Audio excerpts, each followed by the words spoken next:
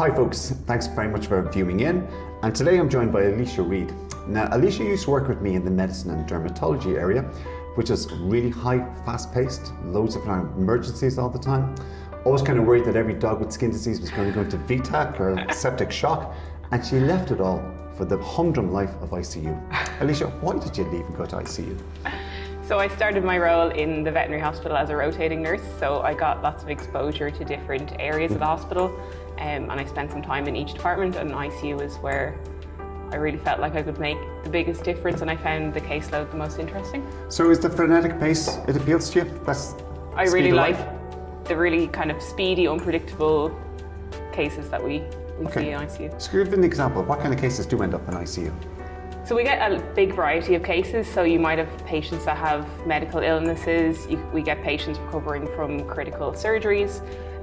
We can also have trauma patients come into us. So there's a huge variety of different patients that we see. And what are the kind of common problems that you would encounter?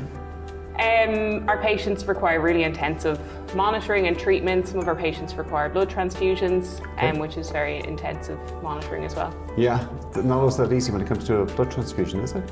No, it can be quite challenging as well, particularly to find donor patients to provide the blood products for the critically ill patients, and it can be very time sensitive as well, because patients that require blood transfusions are very unstable and critically ill, so we really need the blood products to help support their recovery. Brilliant. Now, one thing I would notice when I walk by ICU is staff are either very happy or look quite down.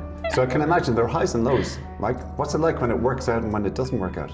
We always have the sad cases, but we know that we've done everything we possibly can for that animal. So although it is sad when we lose a patient, we know that we've done our best to give them the best chance of a positive outcome, and unfortunately it doesn't always work out that way. And the teaching element for the students, how do you find that?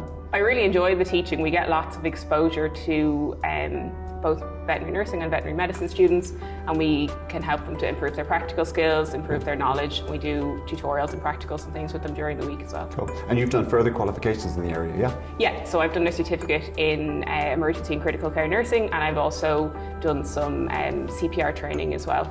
Okay, cool. And what's the future look like for you, do you think? At the minute, I'm sticking with ICU. Maybe. Not tempted to return to dermatology? No, not at the minute. There's no hope for certain people, I'm afraid. It's not high pace enough for me. Not high pace enough for you as well. Well, look, folks, you all understand the critical role of ICU and the critical role again of both the vets and the vet nurses. And again, you do interprofessional education there, don't you? Yeah. So the nursing students and veterinary students work really closely together in their ICU rotation. So they get they learn that interpersonal skills and how to work as part of a team as well. And of course in ICU it's never more critical than when the vets and nurses work together as well. Okay, Alicia, thanks a million for letting us know what goes on. One of our kind of huge dare I say, contributing nurses within the section, makes a big difference, whatever, and as I understand it is high paced, it's very intense, but when it works it's really great for the patient. And really rewarding as well. Yeah, great for the client. Thanks Alicia, and thanks folks for watching. Thank you.